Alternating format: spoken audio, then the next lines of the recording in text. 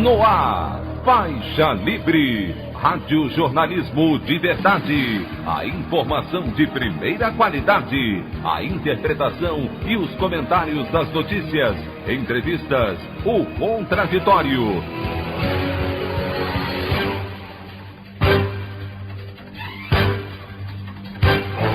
Tudo para aproximar você cada vez mais da realidade do Brasil e do mundo. Apresentação: Anderson Gomes. Instituto Butantan solicita à Anvisa a liberação de 4,8 milhões de doses da Coronavac fabricadas no Brasil para uso emergencial contra a Covid-19.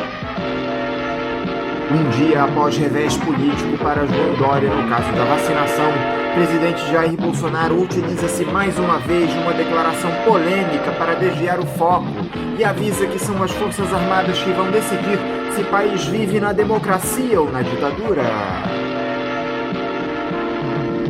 Alunos denunciam dificuldades para a realização da primeira prova do Enem. Alguns foram barrados na porta da sala de aula por conta da lotação determinada em estados do país.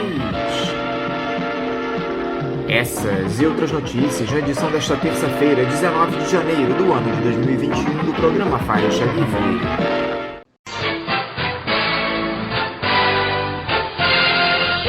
Comentário de Anderson Gomes.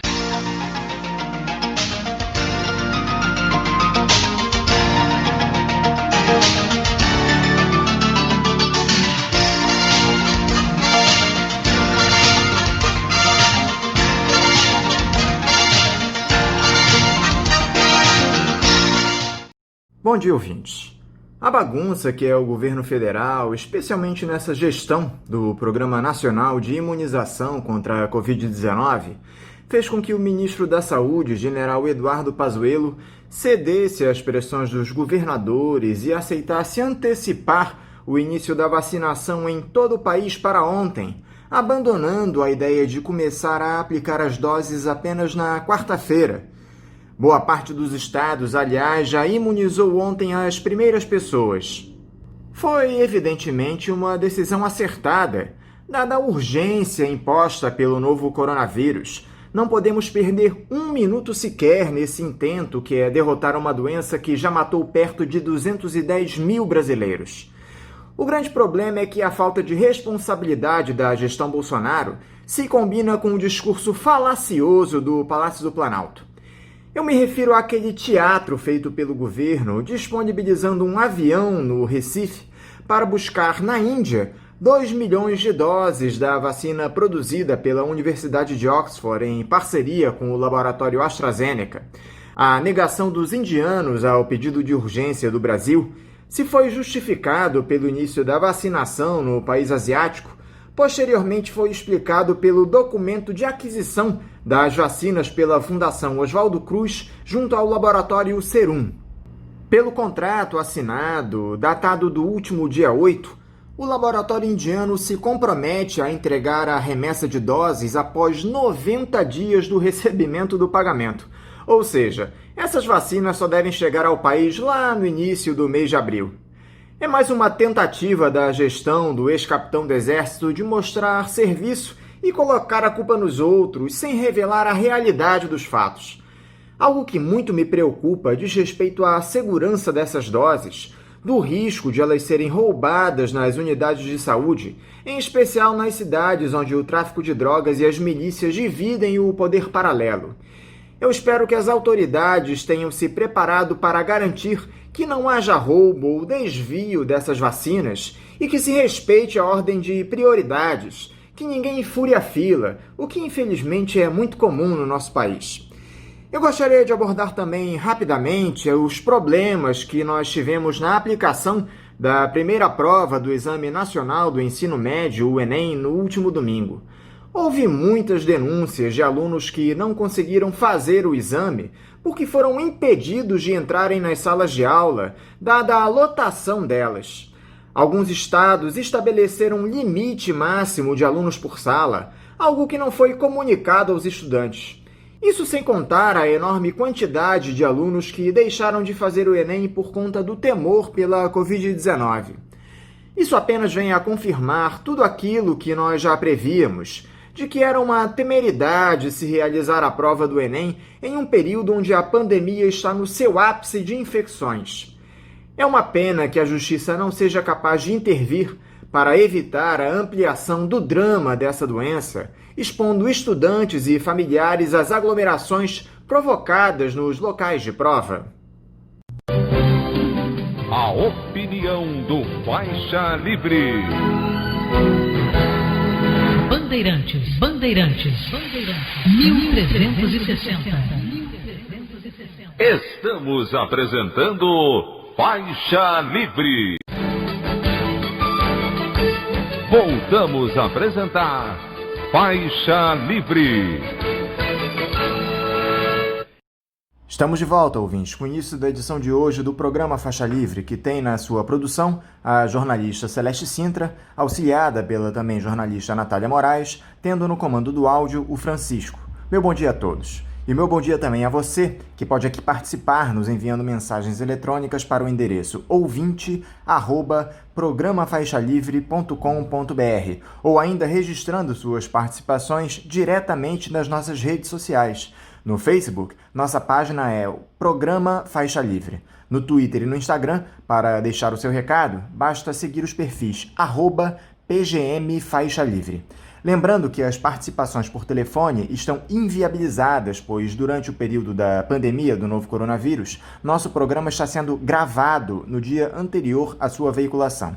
Pedimos desculpas aos nossos ouvintes que costumam interagir conosco desta forma, mas foi a maneira encontrada pela equipe do Faixa Livre para mantê-los informados sobre o que acontece no país e no mundo com essa nossa visão crítica e, ao mesmo tempo, preservando a saúde dos profissionais que levam o programa ao ar.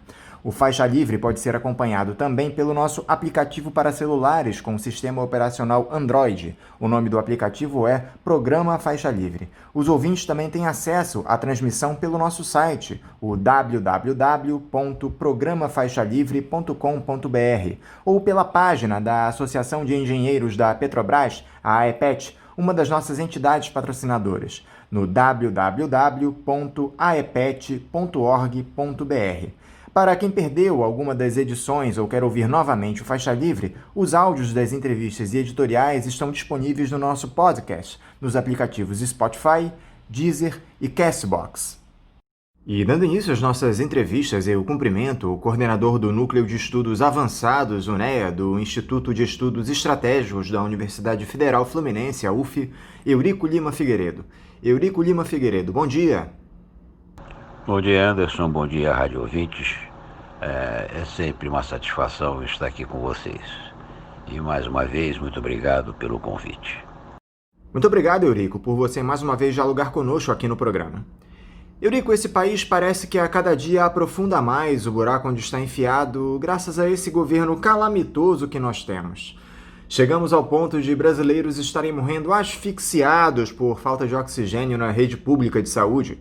O caos tomou conta de boa parte dos estados, não apenas na saúde, é na economia, no emprego, nos transportes, e não há nenhuma iniciativa contundente na intenção de paralisar essa verdadeira distopia em que estamos. O que você pode dizer, Eurico, sobre esse trem desgovernado chamado Brasil?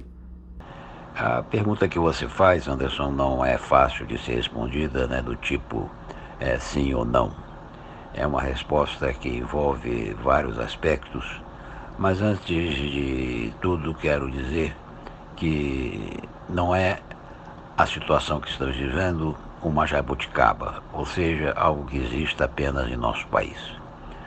Na última década, nós fomos observando ao redor do mundo uma modificação no quadro político-ideológico e o surgimento com força de lideranças, de partidos, de movimentos da chamada extrema-direita. Procurarei caracterizar adiante o que denominam de extrema-direita. Mas eu diria que essa onda extremista, ela tem momentos em vários lugares do globo, inclusive nos países mais avançados. Eu diria não só inclusive, mas principalmente. É o caso notório, por exemplo, dos Estados Unidos, Mas essas forças, esses movimentos, esses partidos estão presentes em países tais como o Reino Unido, a Alemanha, a Áustria, a Suécia, a Dinamarca, a França, a Itália. E se irradia por toda a Europa, em países menores, como a Croácia, a Estônia, a Letônia, como a Sérvia, a Eslováquia, a Bulgária, a Dinamarca, a Noruega.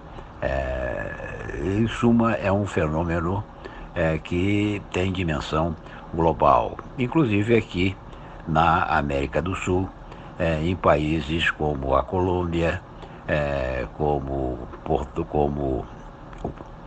o Paraguai, etc. Em suma, portanto, o que está acontecendo no Brasil não é estranho ao mundo.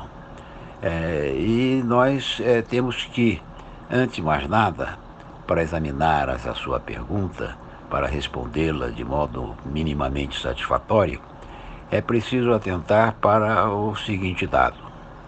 Por um lado, uma crise econômica fortíssima.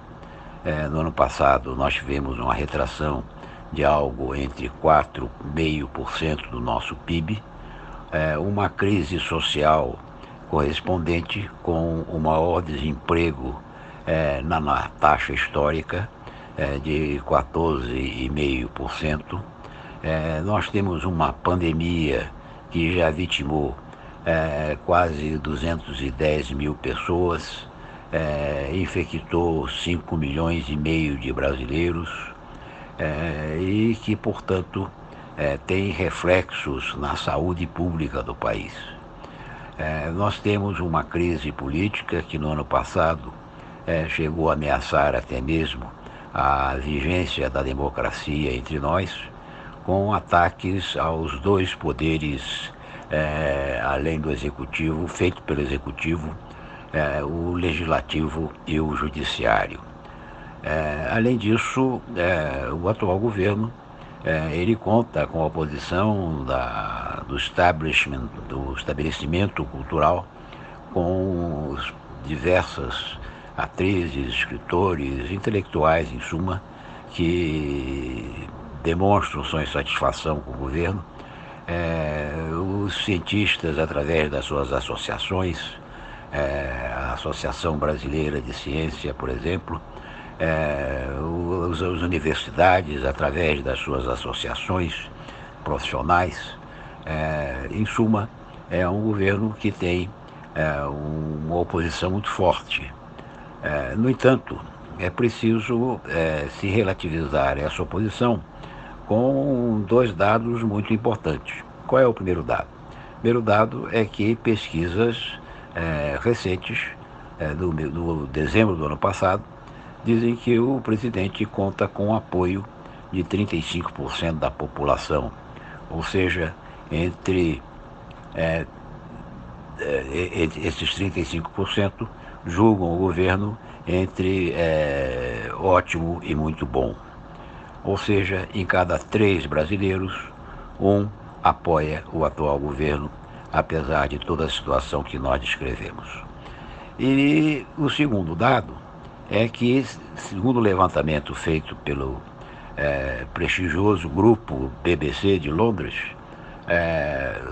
nos 2 primeiros anos, o presidente, embora tenha mostrado sempre a sua insatisfação em relação ao legislativo, ele teve 60%, quase 60% de aprovação das suas demandas feitas ao legislativo. Ou seja, pensar que seria possível um impeachment do presidente nessa situação é meramente ilusório. Dito isso, você me pergunta o que se pode fazer num país como o Brasil. Eu diria que, em primeiro lugar, o Brasil sempre se mostrou superior aos seus desafios.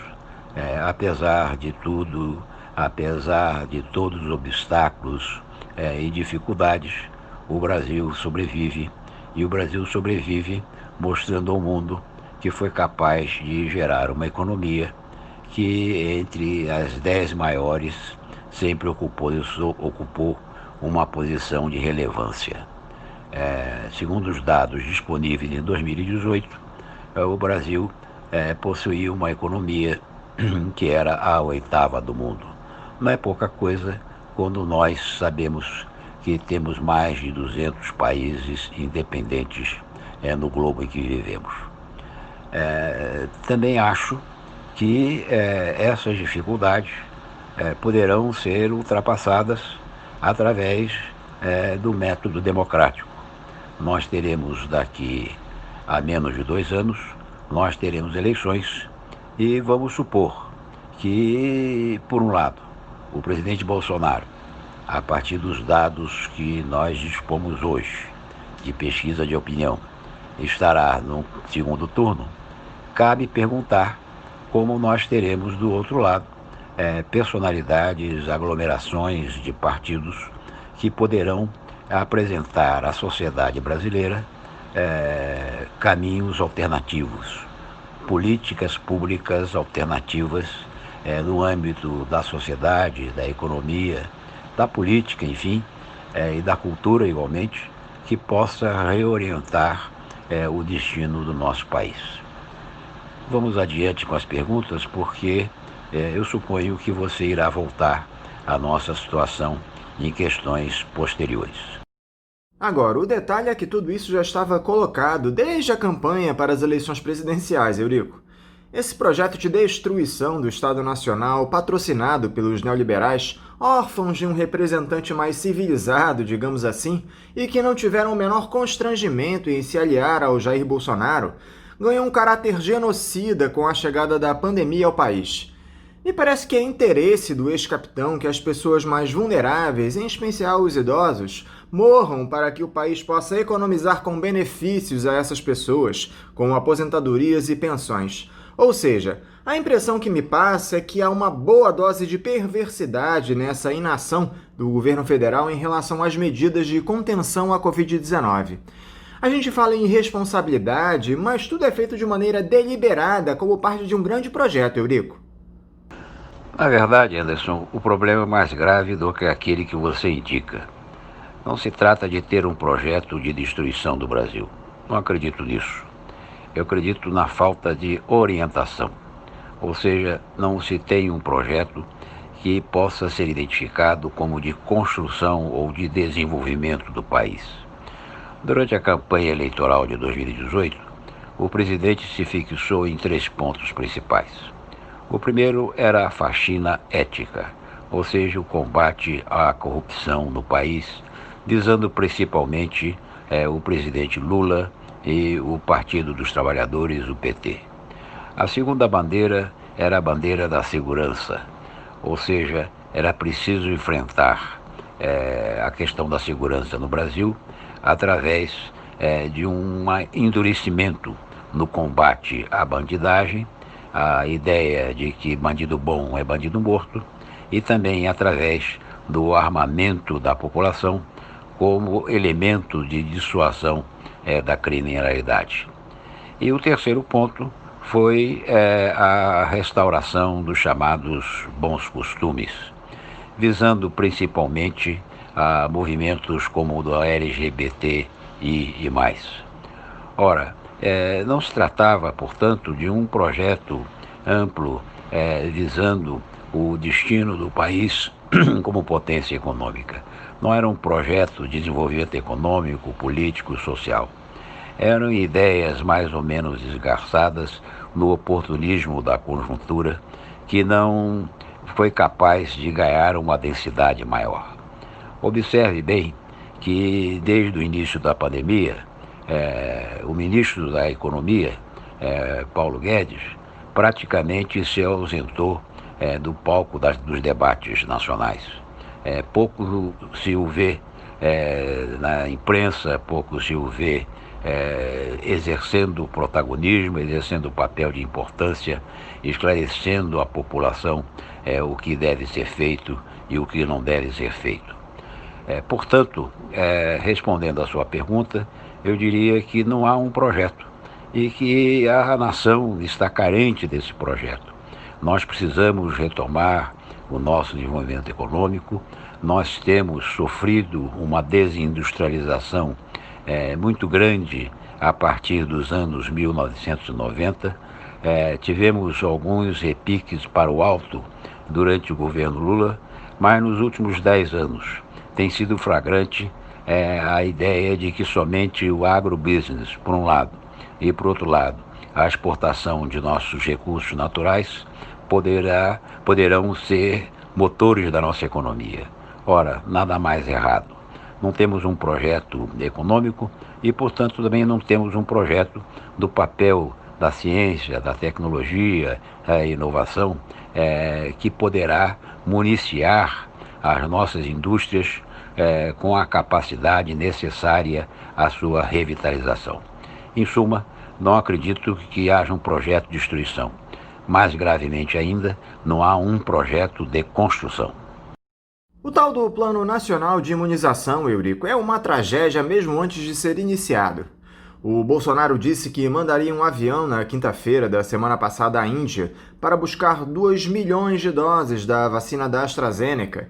Só que eles esqueceram um pequeno detalhe, o de combinar com os indianos. O governo local avisou que não há condições de atender a demanda do Brasil neste momento. Por óbvio, eles estão priorizando a vacinação por lá. Afinal, são mais de 1 bilhão e 300 milhões de pessoas que precisam ser imunizadas.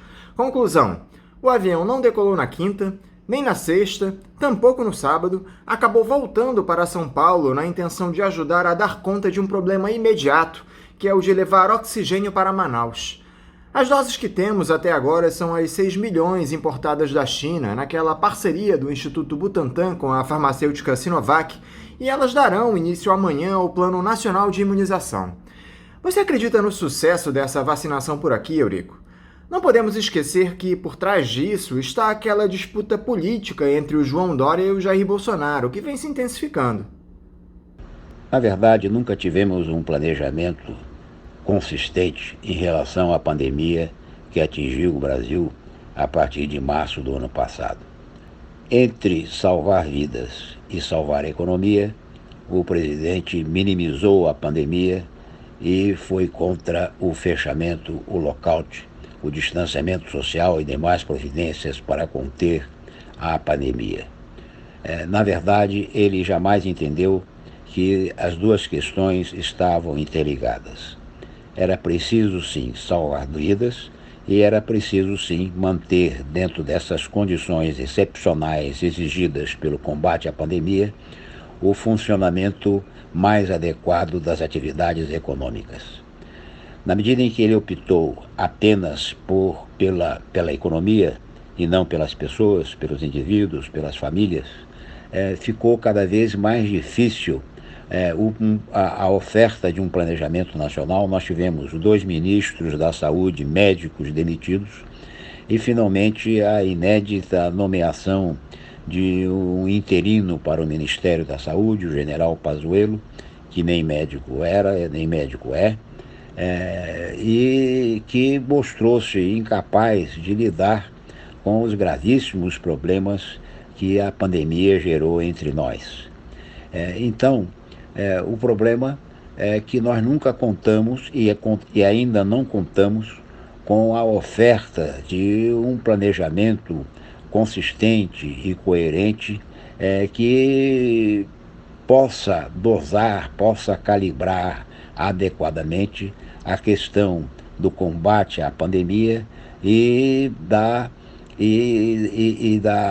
atividade econômica. Se nós tivéssemos lá atrás enfrentado a pandemia com o devido vigor, com a devida oportunidade e com a devida decisão política, muito provavelmente não estaríamos vivenciando esses dados trágicos que agora temos, 210 mil mortos, milhões e milhões de contaminados, cifras que só arrefecerão no futuro com as vacinas e, por outro lado, infelizmente, com a contaminação em massa da sociedade brasileira. Nas redes sociais, nós todos recebemos mensagens de grupos bolsonaristas que ridicularizam a vacina, que desprestigiam as associações científicas e que, portanto, há de se prever que um número elevado de brasileiros não tomarão a vacina, o que serve para recuar o Brasil de mais de um século, quando em 1904 nós fomos obrigados a instituir no Brasil a obrigatoriedade da vacina contra a varíola.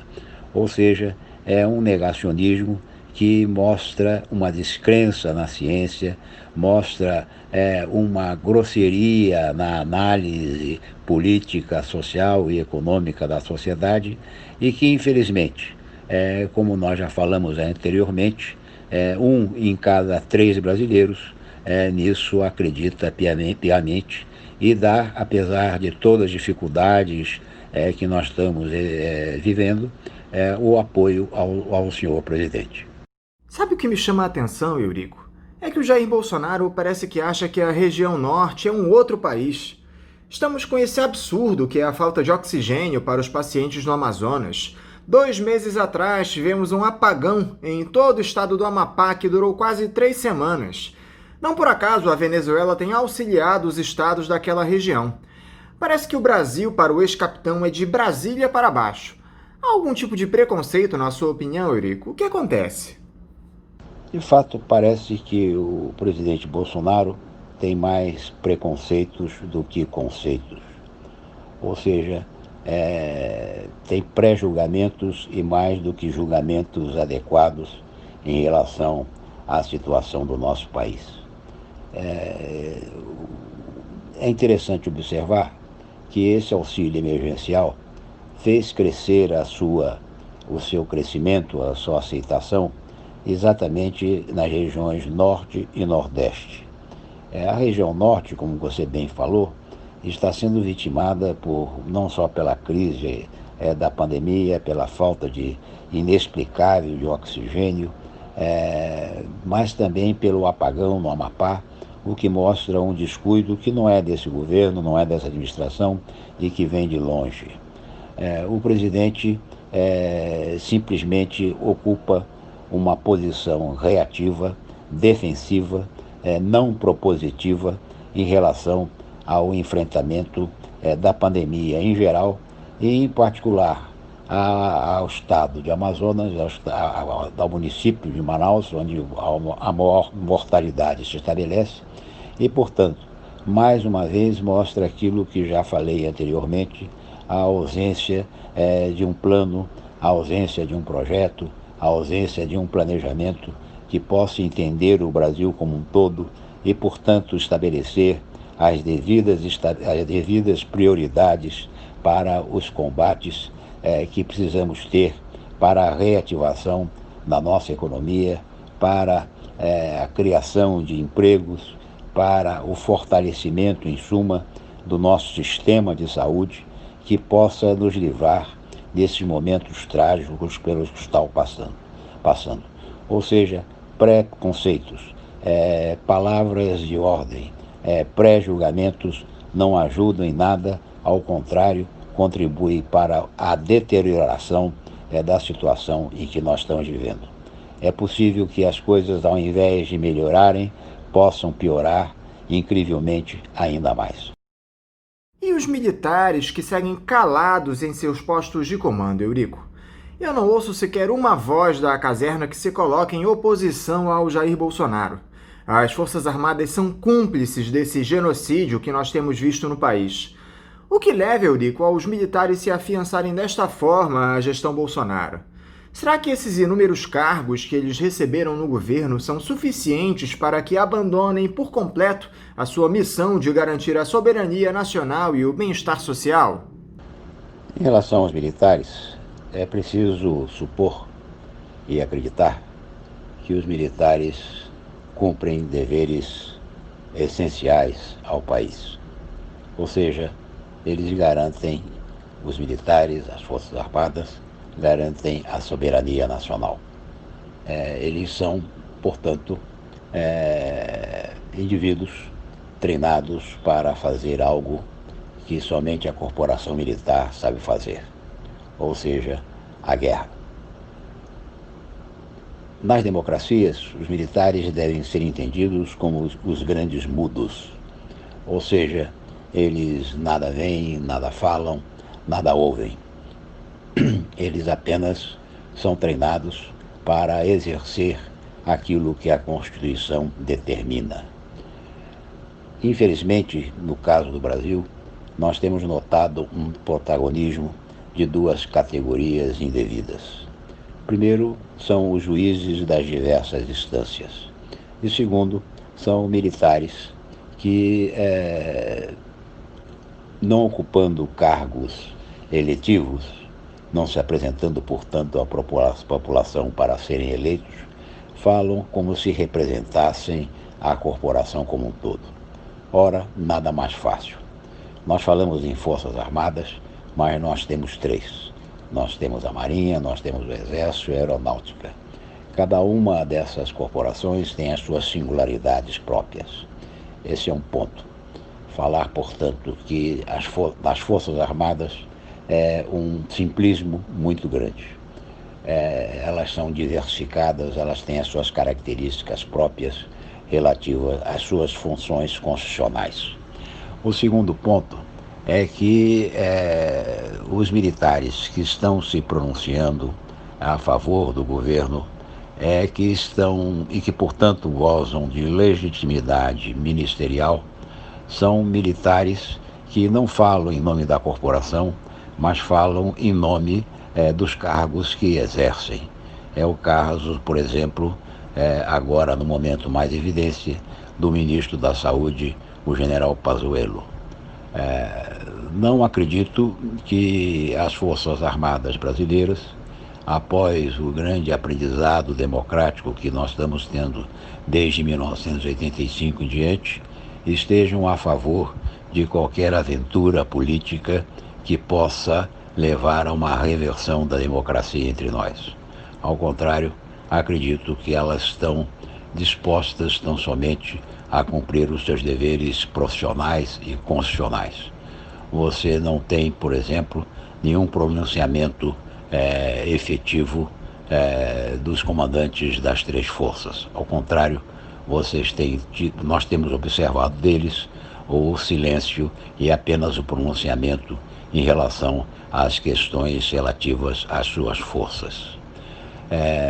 Finalmente, acredito também que clamar por uma posição das Forças Armadas em relação à situação política é mais uma anomalia democrática, é mais uma anomalia, mais uma distorção na democracia. Eu acredito que, na medida em que o processo político se desenvolve entre nós, cada vez mais, somente aqueles intitulados a falar sobre as coisas públicas, isso é, aqueles que se elegeram nas praças públicas, nas ruas, para os cargos para o qual foram determinados, os vereadores, os prefeitos, os governadores, os deputados estaduais e federais, os senadores, o presidente e o vice-presidente, são esses sim que têm a única titulação que vale, ou seja, de representantes do povo. Esse episódio que nós tivemos recentemente lá nos Estados Unidos, Eurico, com a invasão de admiradores do Donald Trump ao Capitólio, inflamados pelo próprio presidente que se recusava a aceitar a derrota nas urnas para o Joe Biden, abriu a discussão a respeito de uma tentativa semelhante do Jair Bolsonaro aqui no Brasil no ano que vem. Caso ele não seja referendado pelos eleitores, você acredita na possibilidade de um golpe comandado pelo ex-capitão? Essa retórica neofascista do bolsonarismo pode chegar às últimas consequências, na sua opinião? Há muitos pontos em comum entre o desempenho do presidente Trump e do presidente Bolsonaro. O presidente Trump, em 2016, eleito, ele procurou preventivamente já salientar possibilidade de fraude no processo eleitoral estadunidense. De igual modo, assim procedeu Jair Bolsonaro, eleito com alta margem positiva em relação ao segundo colocado, o candidato Haddad, e mesmo assim ele fez advertências em relação à possibilidade de fraude no nosso processo eleitoral.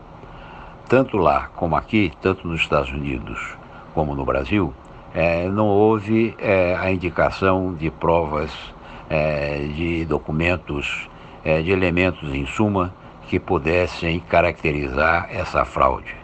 Ficou-se na denúncia vazia, na denúncia sem provas dessas fraudes e, portanto, no descrédito do sistema eleitoral. No caso brasileiro, nós podemos nos orgulhar de ter um dos sistemas eleitorais mais críveis e eficientes do mundo.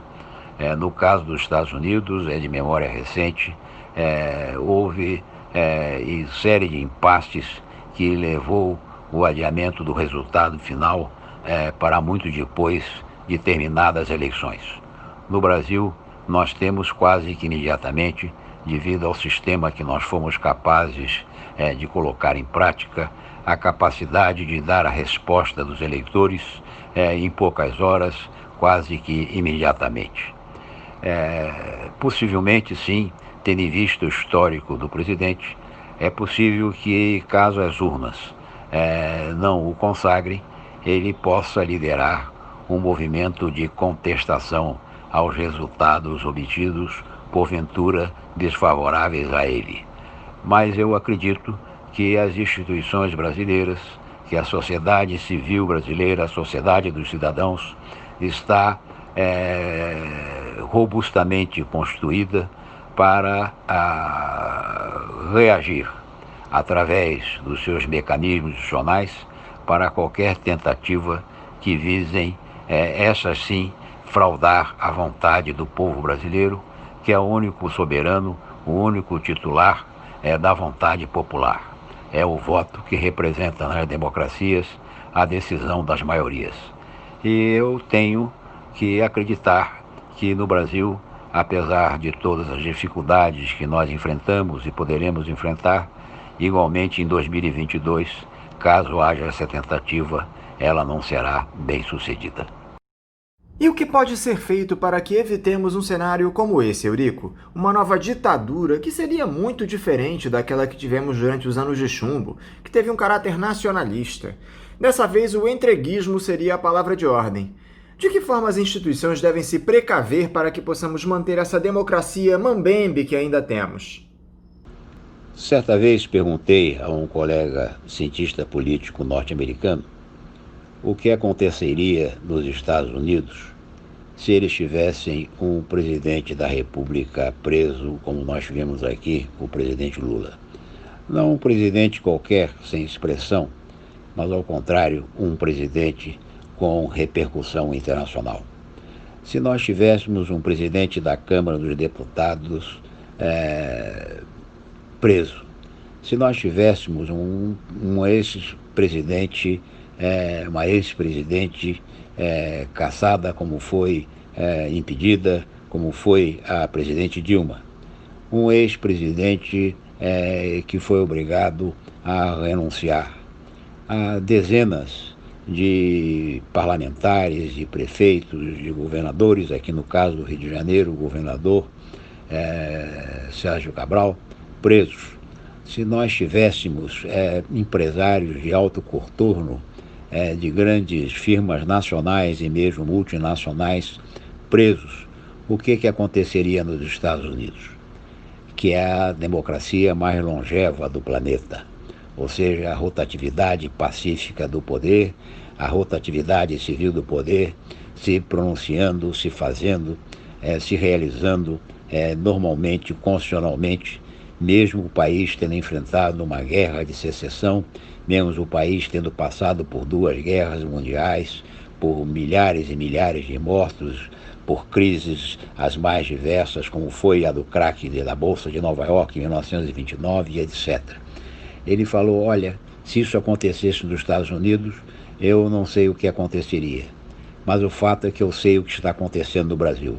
Mal ou bem, vocês estão conseguindo mostrar ao mundo que tem uma democracia que está se realizando, uma democracia que se fortalece, uma democracia que, apesar de todos os abalos, continua de pé. Eu concordo com meu colega estadunidense. Nós temos uma democracia cheia de imperfeições ainda, mas eu acredito que os problemas da democracia, só mais democracia resolvem. Eu acredito que a democracia, como diz a própria etimologia do termo, é o poder do povo. E acredito que esse povo informado, formado, que esse povo esclarecido seja capaz de periodicamente modificar as suas opiniões, seja capaz de eleger aqueles candidatos que, apresentando-se com suas ideias, com seus programas, com seus planejamentos, com suas propostas, sejam capazes de serem consagrados por eles para levar a sociedade aos desejos, aos destinos que ela quer e que pode ser único, ou seja, o bem maior para todos e crescentemente para todos. Portanto, eu acredito que qualquer tentativa de golpe, qualquer tentativa de volta a uma ditadura no Brasil será rejeitada através das instituições vigentes que nós temos no Brasil, pelo Poder Legislativo, pelo Poder Judiciário, será capaz de enfrentar o combate dos órgãos de opinião pública, os meios de comunicação, os veículos da imprensa televisiva, radiofônica, impressa, pelos movimentos sociais urbanos, das suas diversas identidades, pelas associações, pelas federações, pelas confederações, que, em suma, constituem a chamada sociedade civil que se distingue do Estado. E, portanto, eu afasto qualquer possibilidade de uma volta à ditadura entre nós. Como nós já comentamos inúmeras vezes aqui no programa com você, Eurico, as oposições seguem mudas. Não fazem o embate necessário ao bolsonarismo, não apresentam um programa para a superação da crise, ainda fizeram questão de se aliar aos neoliberais nas eleições no Congresso, uma verdadeira tragédia. A exceção foi o PSOL, que lançou candidatura própria na Câmara. Nós temos oposição nesse país, Eurico? Sim, Anderson, existe oposição no Brasil, sim. Essa oposição não tem sido capaz ainda de se manifestar através de movimentos políticos mais definidos, em grande parte, como você mesmo já salientou numa pergunta anterior, por causa da pandemia, que retirou das ruas a possibilidade de protestos, a possibilidade de manifestações mais definidas. Essas oposições variam ao longo do espectro político ideológico. Ela vem da extrema esquerda até mesmo a centro-direita. E por centro-direita eu personalizo na figura do governador de São Paulo, Dória.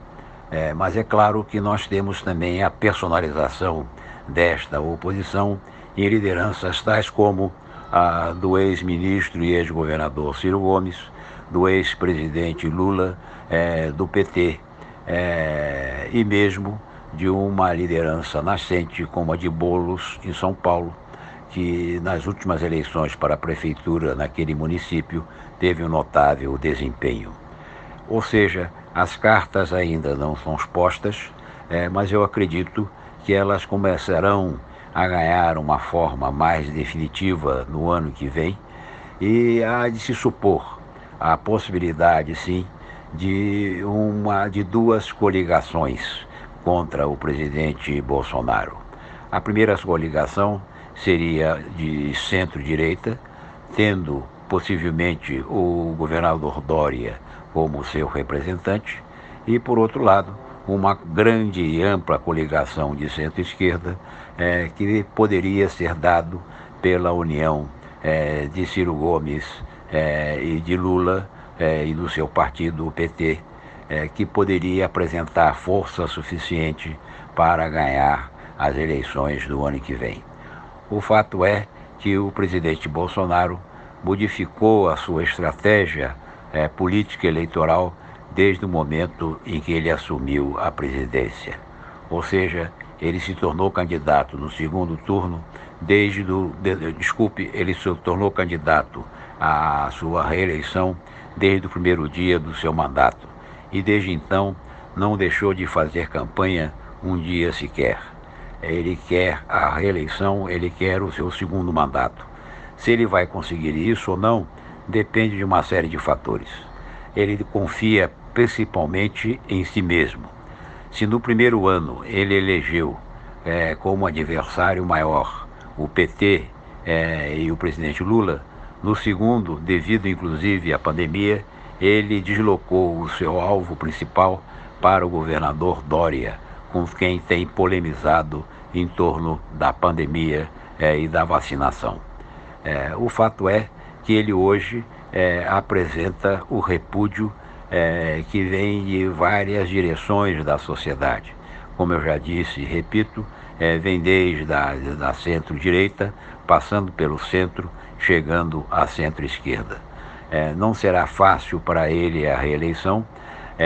Não sei como estarão as cartas no ano que vem. As cartas ainda não foram dadas e somente no início, talvez no primeiro trimestre do ano que vem, nós poderemos ter um quadro mais nítido do que poderá acontecer em 2022. Eurico Lima Figueiredo, muito obrigado por você conversar novamente conosco aqui no Faixa Livre. Eu quero te desejar um ótimo dia de trabalho e um forte abraço. Obrigado, Anderson, pela oportunidade de estar aqui mais uma vez. Obrigado, rádio ouvintes, pela atenção que me foi dispensada. Espero sempre que possível estar aqui para conversar com vocês. Muito obrigado, bom dia.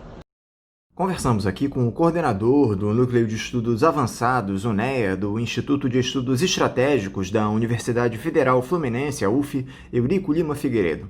Vamos agora ao nosso primeiro intervalo. Voltaremos daqui a pouquinho. Voltamos a apresentar Faixa Livre. Já voltamos, ouvintes, e agora eu saúdo o professor de Relações Internacionais da Universidade do Estado do Rio de Janeiro, a UERJ, e da Universidade Federal Fluminense, a UF, Williams Gonçalves. Williams Gonçalves, bom dia. Bom dia, Anderson. Williams, muito obrigado por você estar novamente aqui conosco no Faixa Livre. Williams, o mundo finalmente se livra de Donald Trump amanhã, dia 20, pelo menos na presidência da maior potência imperialista do mundo, os Estados Unidos.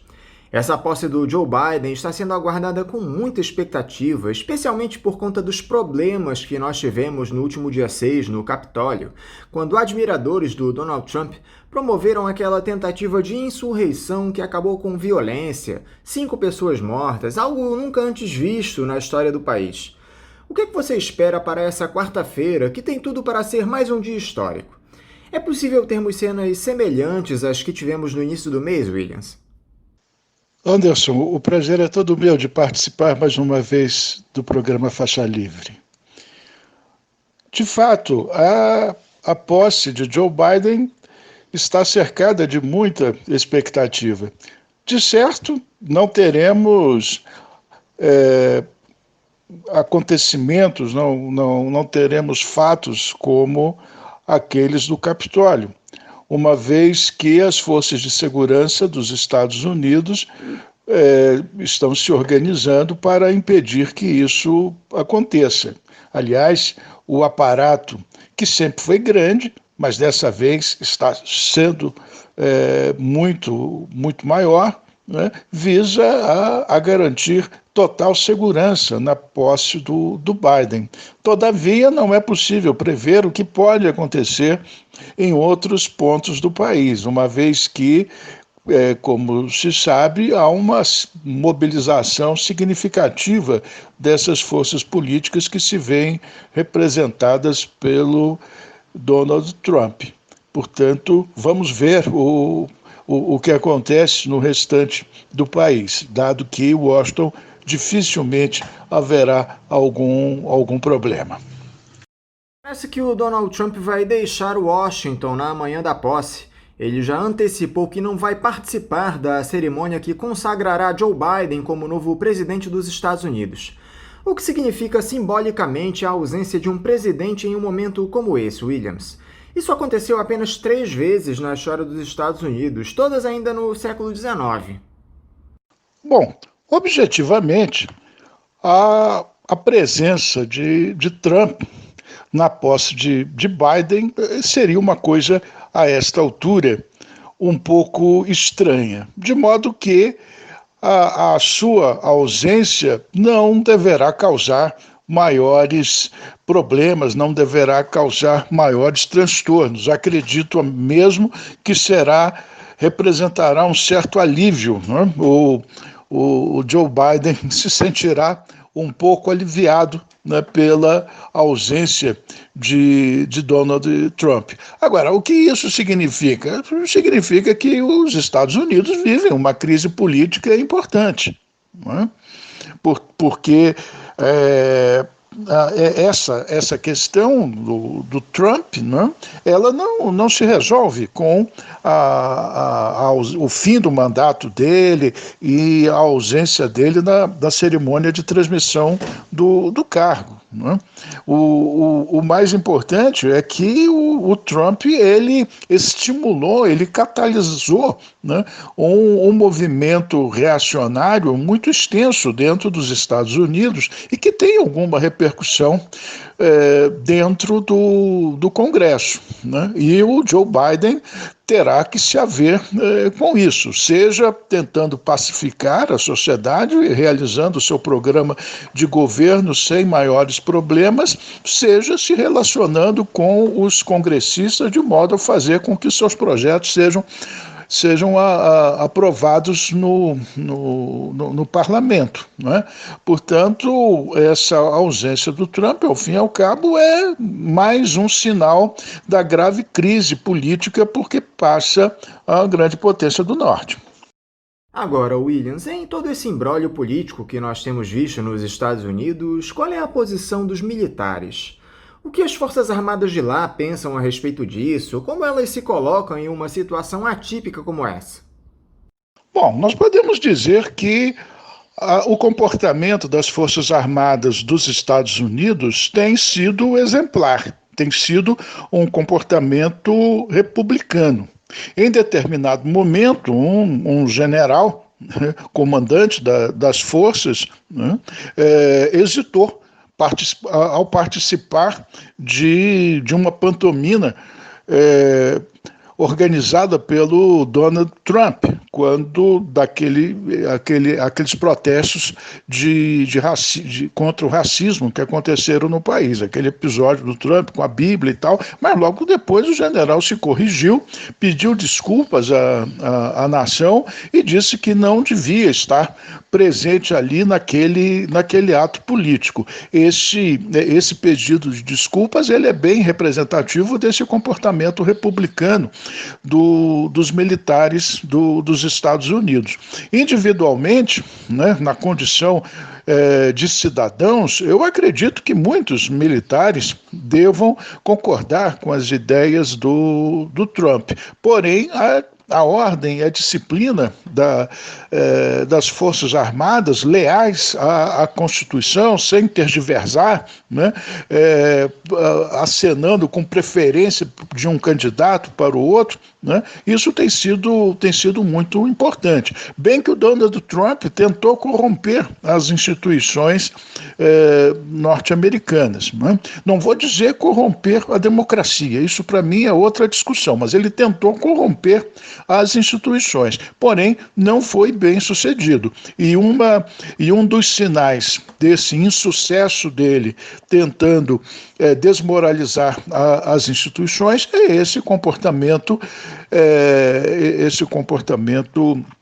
exemplar dos militares. Williams, o Joe Biden anunciou na última semana um pacote trilionário para estimular a economia e conter os efeitos da Covid-19.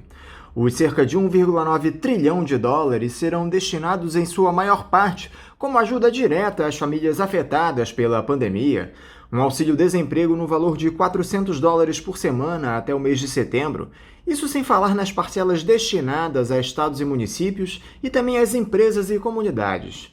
Isso contrasta com a gestão de Trump, Williams, que nos últimos meses de mandato se concentrou em minar a vitória eleitoral do democrata.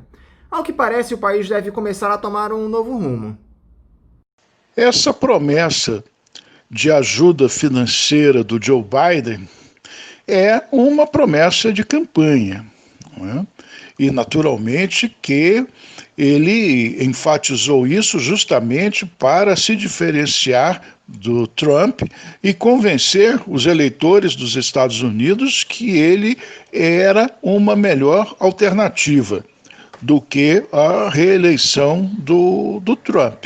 E imagino que é mesmo muito importante para os Estados Unidos, um país que, não devemos esquecer, vive uma crise econômica séria. Aliás, em meio a essa pandemia, todos vivem uma crise econômica séria, né? Mas o problema é que o Joe Biden vai ter que combinar isso com o Congresso, né? Vale observar que, apesar de o Partido Democrata ter maioria na Câmara dos Representantes, né, e ter agora um peso maior no Senado, quer dizer, com a maioria mais um, com a liderança da vice-presidente, né? O fato é que o Biden não tem um controle total do Partido Democrata. O Partido Democrata apresenta diferenças no seu interior. Há divisões dentro do Partido Democrata, assim como existem divisões no Partido Republicano. Alguém pode dizer que isso sempre aconteceu, que é normal, mas acontece que nos dias que correm essas divisões são mais pronunciadas. Portanto, se o Joe Biden quiser realmente aprovar esse ousado programa de ajuda econômica para alavancar a economia dos Estados Unidos, ele vai precisar fazer um trabalho político muito, muito importante. Vai ser um teste bastante difícil nesse seu início de mandato.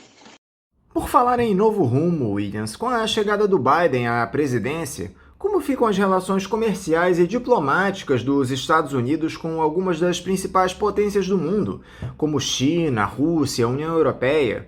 O Trump era defensor do America's First, um discurso extremamente nacionalista, vivia às turras com os chineses. No entanto, a relação com os russos era de alguma proximidade. Inclusive, houve até aquele episódio da tentativa de interferência do Kremlin no pleito que levou Donald Trump à Casa Branca. Como se darão as tratativas dos estadunidenses com todos esses players, Williams? Você acredita em uma abertura maior de mercado, com redução dos entraves comerciais na gestão do Biden? Eu acredito que nessa área, na política internacional, nós assistiremos às mais importantes mudanças de comportamento do governo dos Estados Unidos. O Donald Trump praticou uma política nacionalista, por ele intitulada American First. É verdade, mas devemos também lembrar que essa política nacionalista dele, né, se traduziu em paz, né? Não foi uma política belicosa. A preocupação do Trump era muito concentrada nas questões comerciais. O Trump via as relações internacionais como relações comerciais por excelência. E não é isso que veremos no governo do Joe Biden, né? O governo do Biden dará uma visão, terá uma visão completamente diferente, né? Podemos dizer, para resumir essa ideia, é que os Estados Unidos voltará ao jogo internacional. Os Estados Unidos deixará de se isolar e vai voltar a jogar, o que significa participar ativamente das instituições multilaterais, né? Deve voltar para o Acordo de Paris, deve voltar para a Organização Mundial da Saúde, vai dar muita importância à ONU e a todas as instituições da ONU, e deverá continuar o diálogo, deverá entabular diálogo com os chineses e com os russos. Mas isso não significa, né, passividade, né, de modo algum. Né? Vamos dizer que teremos um retorno, né? Quer dizer, não um retorno ao passado, mas um retorno às ideias que orientavam o governo de Barack Obama, os Estados Unidos ativos, participando de todas as questões e, naturalmente, né, procurando recuperar o seu espaço, né? Recuperar a sua posição hegemônica em detrimento desse avanço obtido por chineses e russos. Isso significa que teremos atritos, né? Naturalmente que sim. Né? Teremos percalços, porque com Trump os Estados Unidos se encolheram. A ideia do American First era uma ideia de encolhimento dos Estados Unidos defenderem os seus interesses em detrimento do restante. Né? Os Estados Unidos não queriam saber, né, o que estava ocorrendo fora, né, dos seus interesses. O Trump condenava essa política de participar de assuntos que não estavam diretamente relacionados aos interesses dos Estados Unidos. Né? Daí o seu afastamento dos aliados da Europa, a sua política de certa indiferença, né, em outras áreas, na própria América Latina. E com o Biden, não, voltaremos aos Estados Unidos que nós bem conhecemos, aqueles Estados Unidos do Barack Obama, participando de todas as questões, envolvidos em todas as questões e procurando ser protagonista, né, de todas as questões diretamente relacionadas ao seu interesse ou não.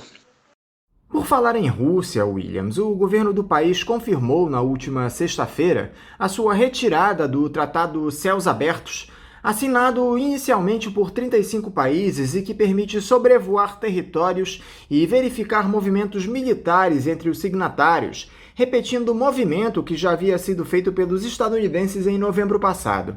O que esse acordo representa na prática, Williams? E que tipo de consequências pode ter essa saída de russos e estadunidenses?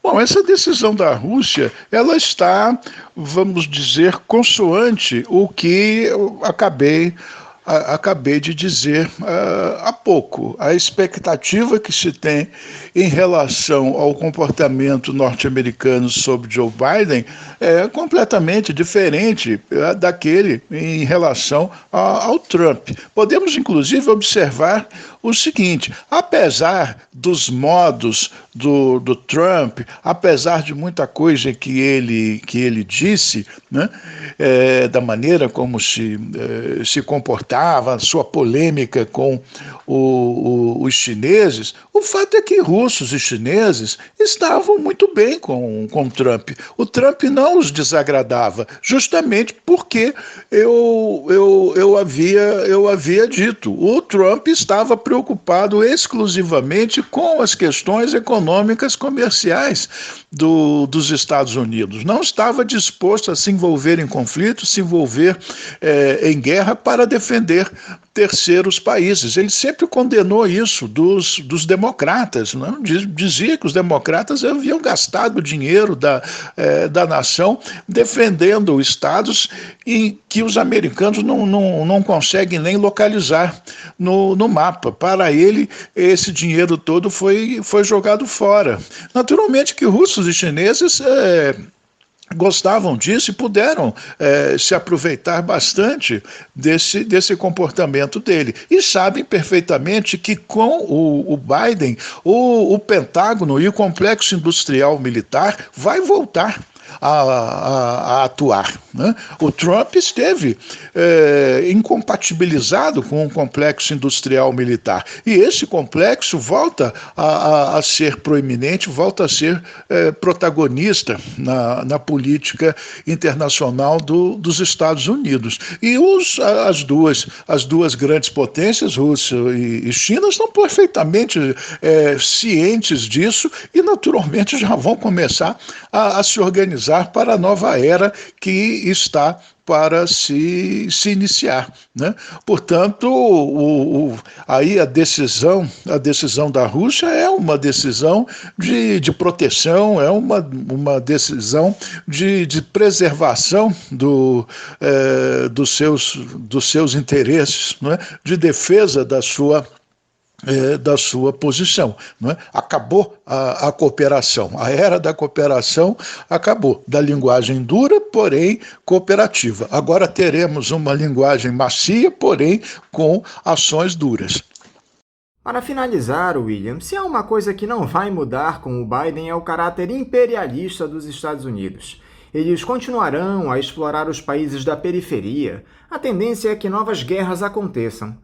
Não dá para esperar um governo que busque a paz e o equilíbrio de forças. Seria uma gestão estadunidense à moda antiga, Williams? Olha, eu não diria, né, que será um governo, do ponto de vista da política internacional, da moda antiga. Eu disse que nós teremos uns Estados Unidos parecidos com o governo de Barack Obama, com a pretensão de participar direta e indiretamente de todas as questões políticas internacionais, né? Os Estados Unidos voltarão à arena, como se costuma dizer, vão voltar a participar das instituições multilaterais e estarão atentos para tudo. Agora, o que vai diferenciar, né, esse quadro do quadro passado, né, é o comportamento da China e da Rússia. Isso sim, né? A correlação de forças mudou. E os Estados Unidos não podem mais fazer o que bem entendem, fazer tudo o que gostariam de fazer. As relações hoje são mais difíceis. Nós temos um sistema internacional que não tem mais uma estrutura unipolar, né? Nós podemos dizer que a estrutura do sistema é multipolar. Portanto, o que nós devemos assistir é relações políticas, ou seja, negociações, diálogo e conflitos, né? Bastante intensos, mas não os Estados Unidos fazendo o que bem entendem, praticando intervenções à torta e à direita. Não. Eu acho que essa época ela acabou, né? Ela acabou. As condições hoje são completamente diferentes, né? Uma coisa é os Estados Unidos buscar o protagonismo, recuperar o espaço perdido. Outra coisa, né, é praticar intervenções a seu bel prazer. São coisas distintas e acredito que esta última não voltará a acontecer por enquanto. Williams Gonçalves, mais uma vez, muito obrigado por essa entrevista para nós aqui no programa. Eu quero te desejar um bom dia de trabalho e mandar aqui o meu abraço. Um abraço para você também, Anderson, para todos. Um bom dia aos ouvintes do programa Faixa Livre. E quero dizer que, claro, é sempre um prazer muito grande dialogar com você e participar desse programa maravilhoso. Um bom dia, um grande abraço. Conversamos aqui com o professor de Relações Internacionais da Universidade do Estado do Rio de Janeiro, a UERJ, e da Universidade Federal Fluminense, a UF, Williams Gonçalves. Vamos agora a um novo intervalo. Voltaremos daqui a pouco. Voltamos a apresentar Faixa Livre. Já voltamos, ouvintes, e agora nós vamos conversar com o pneumologista que atende lá em Manaus, o Davi Lunieri, e ele vai conversar conosco justamente a respeito dessa situação lamentável e caótica que nós temos visto lá na capital do Amazonas. Davi Lunieri, bom dia. Olá, bom dia. É um prazer estar aqui participando da programação juntamente com você.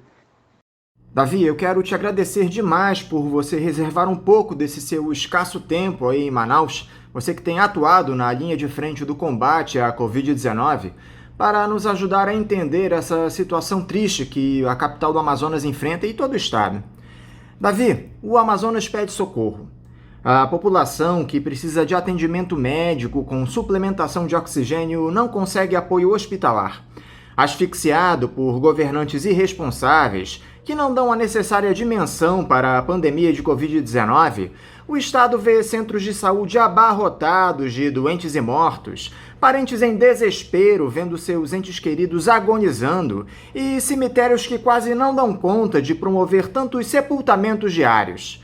Eu gostaria de ouvir, Davi, o seu depoimento a respeito da situação aí no estado, primeiro como médico pneumologista, que está na linha de frente desse combate inglório na capital Manaus, onde o inimigo vai muito além do vírus, e principalmente como brasileiro, vendo pessoas morrendo sem ar às dezenas todos os dias. Pois bem, como você bem falou, realmente trabalho em Manaus como pneumologista e também trabalho nas UTIs públicas da cidade como plantonista, dando atendimento àquelas pessoas de mais alto risco que necessitam de um ambiente de terapia intensiva. O que vem acontecendo é que desde a virada do ano houve um aumento enorme de pessoas procurando o serviço público e privado de saúde, fazendo com que os hospitais não pudessem dar conta da alta demanda de pacientes que chegavam para atendimento. Em questão de 3 a 4 dias, desde o dia 31 até o dia 4 de janeiro, um grande número de pessoas procurou atendimento médico por causa do Covid. Isso fez com que, em questão de uma semana, muitos hospitais privados da cidade fechassem as portas, porque já não cabia mais gente para internar ou dar a assistência devida. Nos hospitais públicos de saúde, criou-se então cabanas, tendas, para triar esses pacientes, porque a demanda era tanta que estava sendo recebido principalmente aqueles pacientes mais graves. E isso fez com que a cidade de Manaus, a população, ficasse assustada, porque a partir de um momento onde não existem opções para a internação hospitalar por outras doenças, né, porque já foi todos os leitos tomados por causa do Covid, o risco de insegurança, o medo, o temor de cair por outra doença se tornou maior. E isso criou um estado realmente de pânico na população aqui em Manaus. E isso se agravou, obviamente, quando, depois de uma semana de alta procura, alta demanda, alto uso de insumos médicos e hospitalares, começou então a faltar outros materiais. Dentre esses, o principal, que foi o oxigênio. E aí, sim, essa crise se agravou e muitas vidas foram perdidas por causa disso, né? Chegando a uma situação, há alguns dias atrás, onde um hospital público da cidade chegou a ficar sem oxigênio por algumas horas, tendo uma séria crise com os pacientes que estavam em ambiente de UTI, necessitando dessa forma realocar os pacientes para outras unidades. Infelizmente, houve óbitos, houve perdas de vida pela falta do oxigênio. Semelhante a esse hospital público, também houve outros em unidades públicas de saúde de pronto atendimento, as UPAs, né, ou os SPAs. O fato é que hoje, um cidadão de Manaus, ele não encontra em nenhum hospital, público ou privado, a assistência adequada para o seu atendimento, seja pelo Covid, seja por uma outra doença, porque simplesmente não há leitos para que haja esse cuidado. E isso gera com que as pessoas comecem a se cuidar dentro de casas. Então, as casas das pessoas se tornaram os ambientes de hospital. Muitos, então, começaram a requisitar profissionais, não só médicos, como cuidados de enfermagem, fisioterapeutas, para o ambiente dentro de casa, né? Tentaram adquirir, na época, enquanto ainda havia cilindros de oxigênio, né, para poder fazer a sua reabilitação em fisioterapia durante o tratamento para o Covid. Então, a cidade está um caos, né?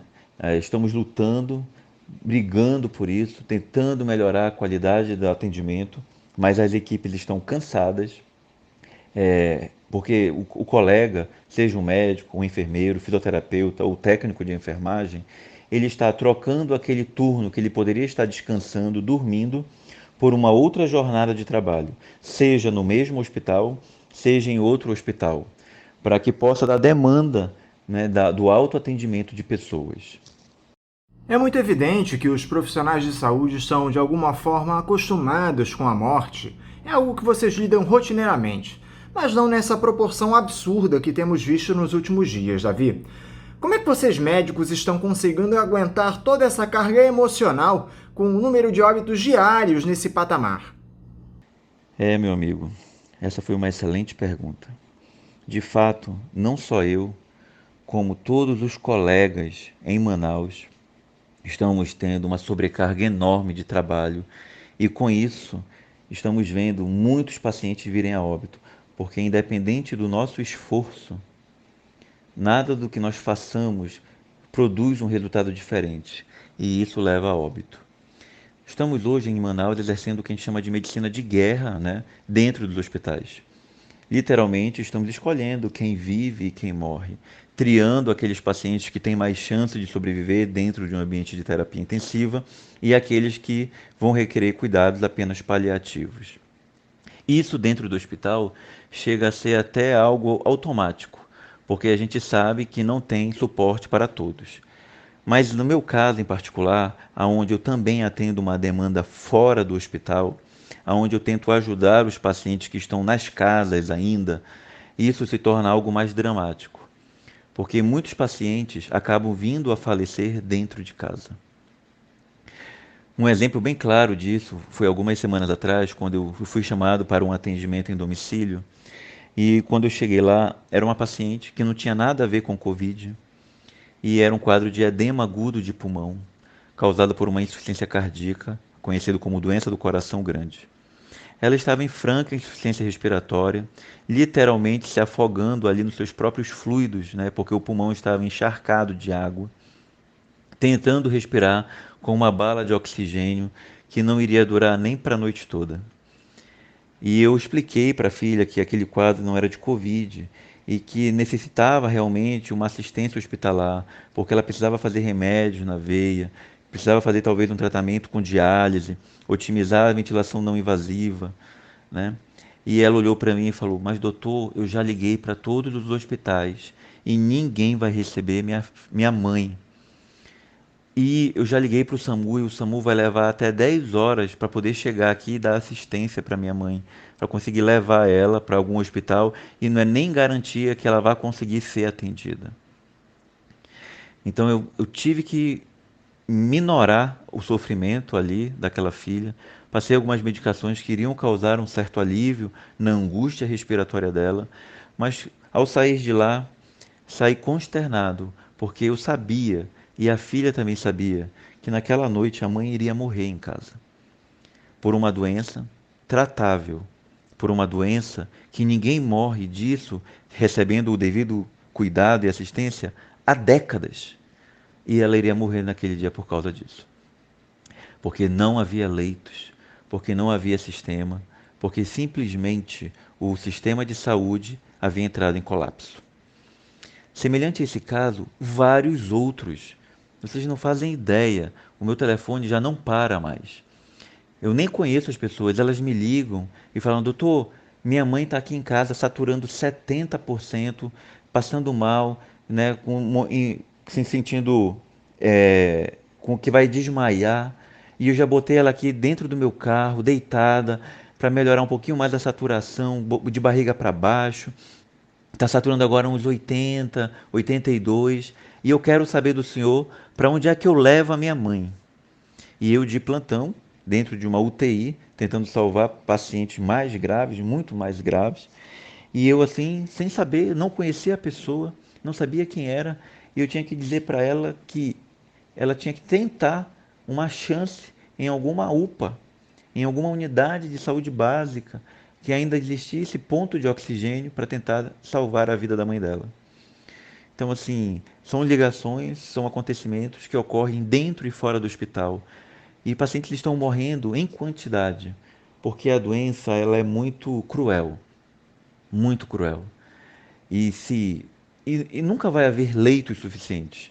Eu vejo assim o governo aqui do estado tentando abrir cada vez mais leitos, e são ótimos, é válido, precisa, né?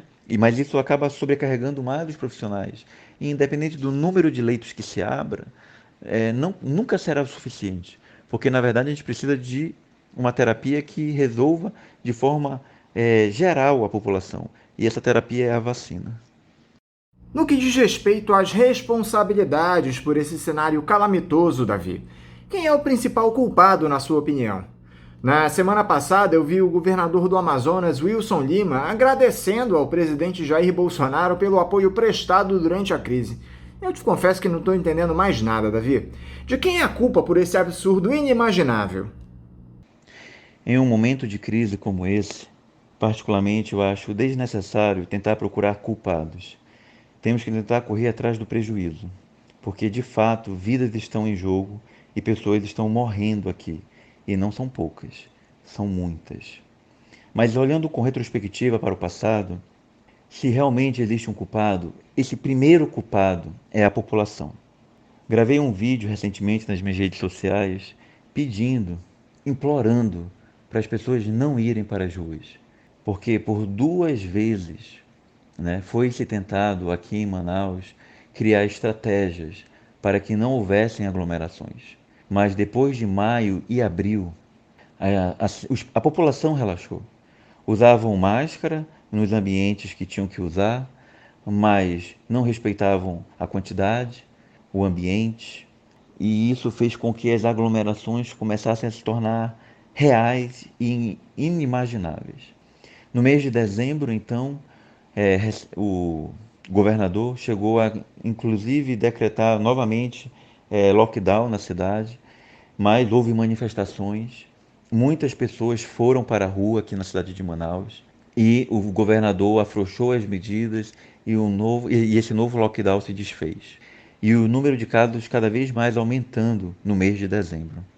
O Ministério Público, então, impetrou, junto à Justiça, esse novo lockdown, que foi aceito pela Justiça. E foi justamente na época onde houve uma enxurrada de pacientes, já no finalzinho do ano, depois do Natal e do Ano Novo, depois de as pessoas terem se entupido dentro dos shoppings, terem feito as confraternizações de Natal e Ano Novo, feito festas, muitas festas clandestinas, com mais de 4.500 pessoas, que a polícia teve que desfazer. E tudo isso gerou essa bola de neve. E quando eu vi nas minhas redes sociais aqui na cidade de Manaus as pessoas se programando para ir para a rua de novo fazer manifestação por causa de um lockdown impetrado pelo Ministério Público, eu fui implorar para a população que não fosse, porque o sistema de saúde já não cabia mais ninguém. Eles não estavam entendendo que não havia mais leitos. Na primeira semana de janeiro, quando finalmente a mídia começou a divulgar isso de forma massiva, de que não havia mais leitos e que as mortes estavam em crescimento exponencial, foi que realmente as pessoas deixaram de ir para as ruas e fecharam estabelecimentos. Porque elas viram agora que não era um vizinho, um conhecido que havia morrido. Agora eram pessoas próximas a elas, pessoas reais, que elas conheciam e viam. Era um pai, era um tio, era um primo. E isso começou a chocar as pessoas. As pessoas entravam nas suas redes sociais e viam outras pessoas postando luto, luto, luto, luto. E isso começou a chocar as pessoas.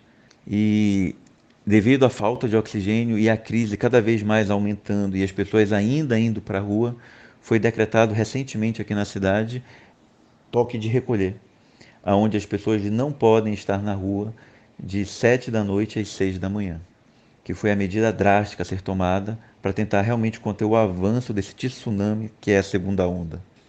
Então, se realmente nós temos que começar a culpando alguém, somos nós próprios, a própria população de Manaus, que não respeitou as medidas de distanciamento, uso de máscaras, higiene das mãos, não fazer festas, E que isso sirva de exemplo para as outras cidades do Brasil, que elas realmente têm que respeitar as medidas.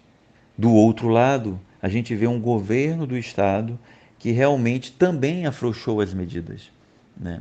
Um governo que fechou leitos de UTI, desabilitou o hospital de campanha que havia sido aberto em abril e maio, né, num tempo recorde, e, e as coisas voltaram a ser como era antes. Então, existe sim uma culpa administrativa, e com certeza essas mortes que estão acontecendo é culpa da administração estadual a vigente. A parte do governo federal tem ajudado, mandando seus insumos, as verbas, os ventiladores, né? E, inclusive, não tenho muito tempo de ver televisão, mas o pouco que eu ouço falar que a Assembleia Legislativa aqui do Estado está cobrando, inclusive, um dinheiro que veio aí e ninguém sabe para onde é que foi essa verba, né? Fora a questão de corrupção, desvio, né? E outras falcatruas aí que foi aventado na mídia sobre comprar respiradores em loja de vinho, que tudo isso aconteceu realmente aqui no estado. Então, de fato, quando passar essa pandemia, medidas administrativas e judiciais têm que ser tomadas. Não sei por quem, não é minha área de conhecimento, mas que alguém vai ter que responder por essas mortes aqui no estado do Amazonas, alguém vai ter. Mas não é a hora disso. A hora é de corrermos atrás do prejuízo. É abrirmos leitos, capacitarmos mais pessoas, trazermos outros colegas se assim houver necessidade, né? Conseguirmos oxigênio, né? E dar vazão para essas pessoas. Eu gostaria que você explicasse aqui pra gente, Davi, a importância do oxigênio puro que é administrado a esses pacientes que sofrem da Covid-19. Por que eles precisam dessa assistência de cilindros de oxigênio? É uma excelente pergunta isso aí. Na verdade, o Covid, ele acomete principalmente as vias respiratórias superiores e inferiores. Não que ele não vá afetar outros órgãos, como rim, cérebro, entre outros, né? Temos visto muitos casos de pacientes pós-Covid com queixa de cefaleia crônica, né?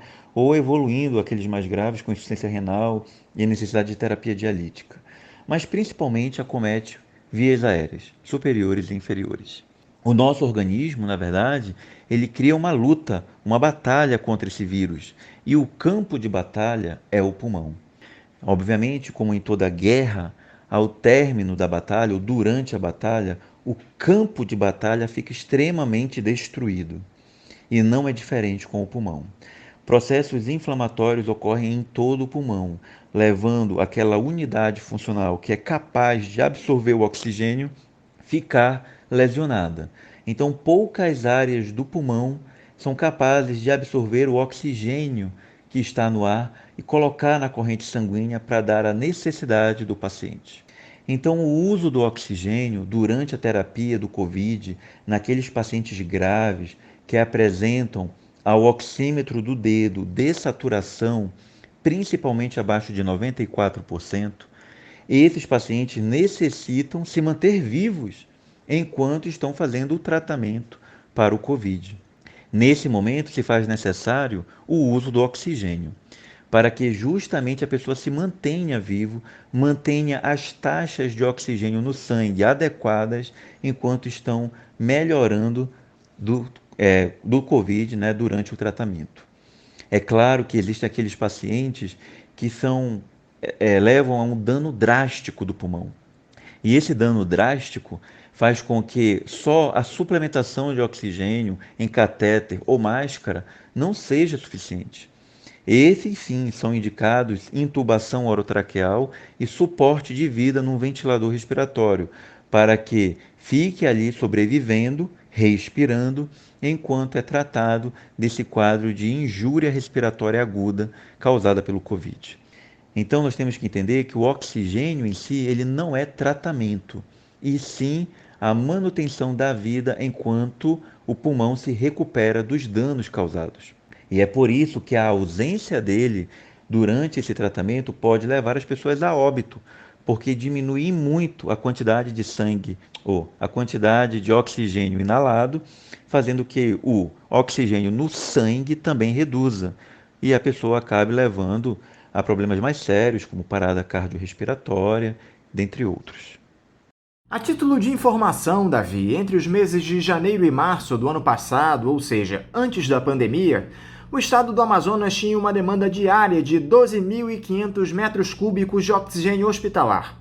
Durante a primeira onda da pandemia, em abril, esse número subiu para 30.000 metros cúbicos. Agora a necessidade de vocês disparou para 70.000 metros cúbicos.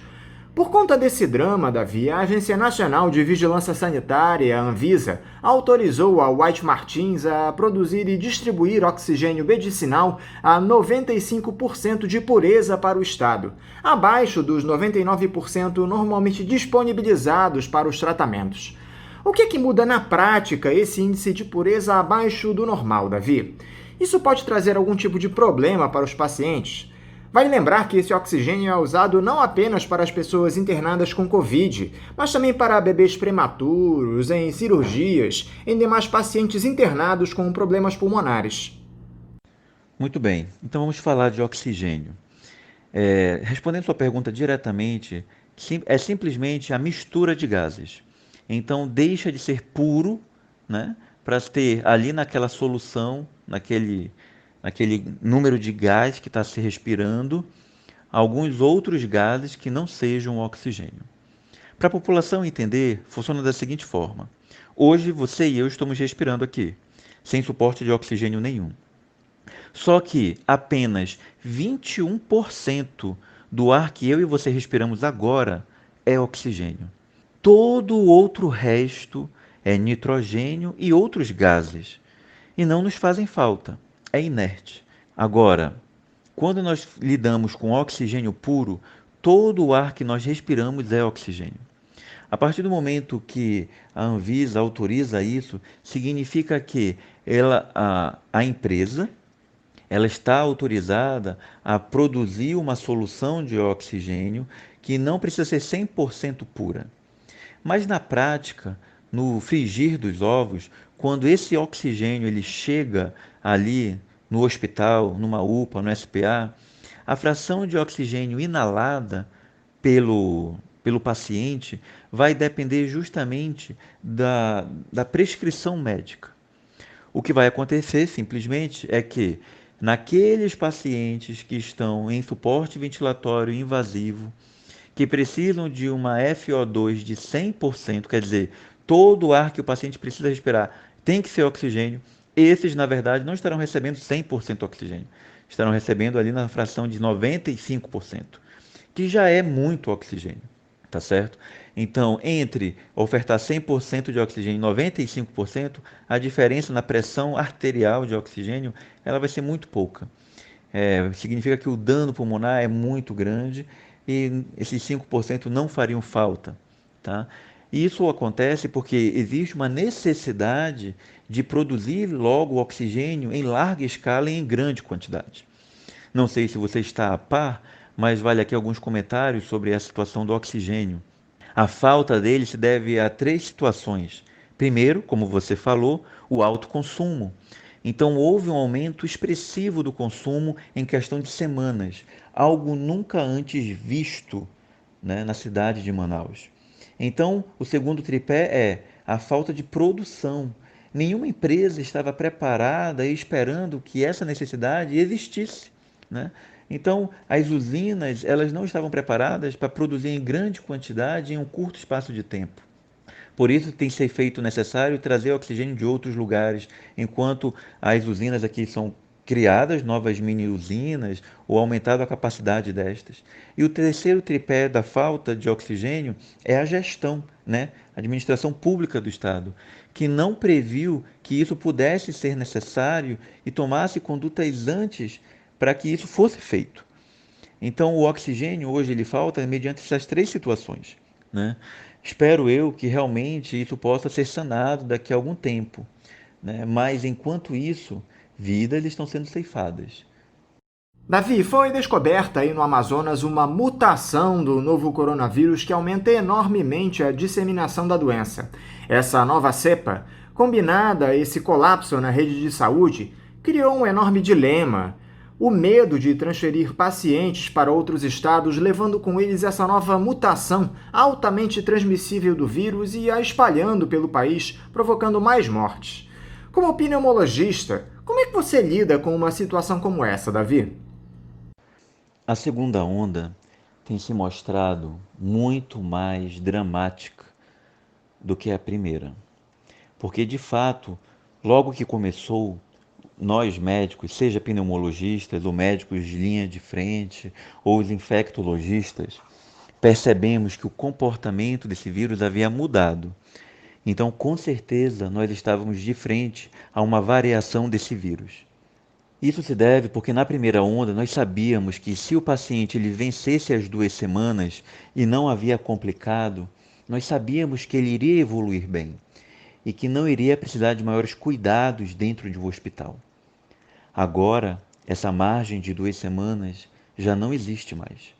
Tem pacientes que, após serem sido infectados, eles vêm manifestar sintomas de gravidade com 20 dias.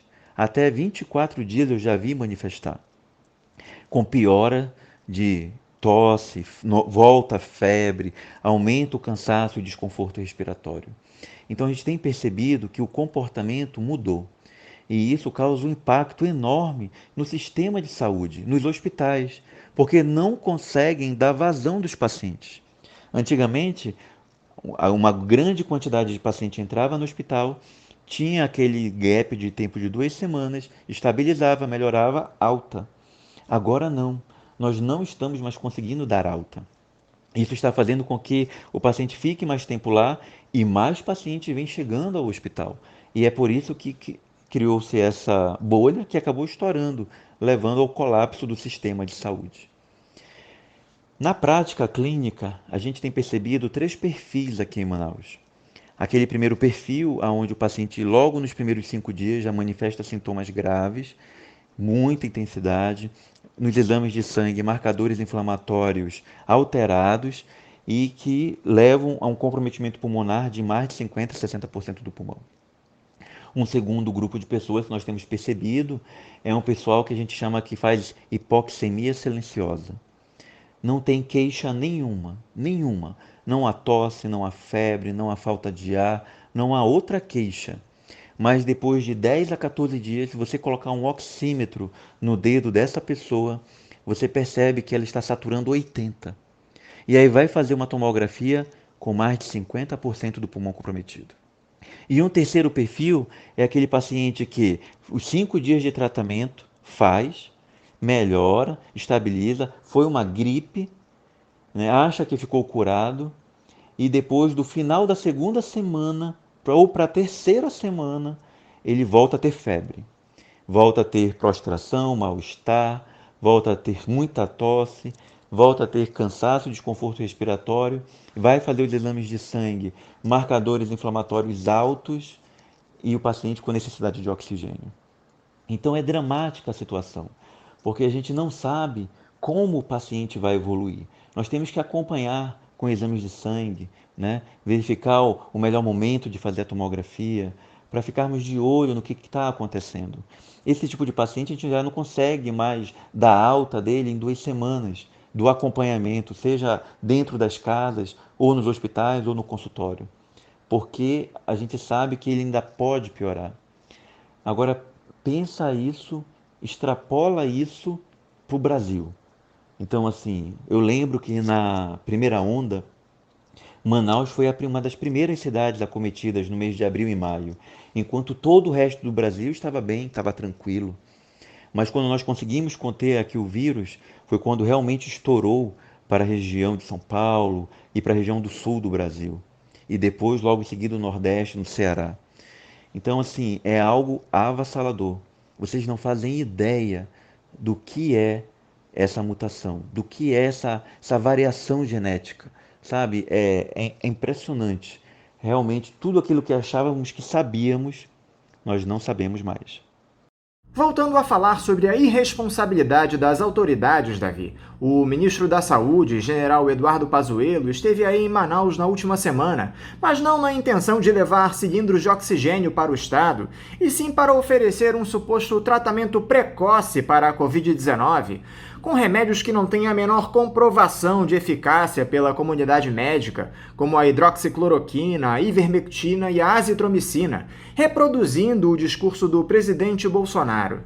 Diz aqui pra gente, por favor, Davi, por que esses medicamentos não funcionam no tratamento da doença e qual é o motivo para o governo federal seguir sustentando esse discurso? Este é um bom assunto para se falar.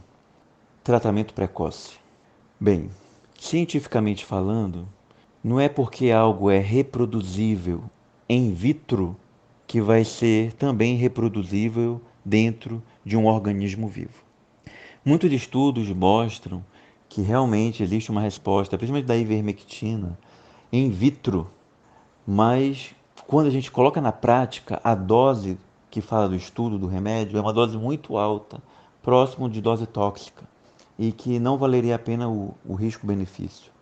Então muitos reproduzem isso fazendo subdoses ou fazendo doses seriadas da ivermectina, que é o que mais se apregoa, né? Fazendo doses profiláticas, entre aspas.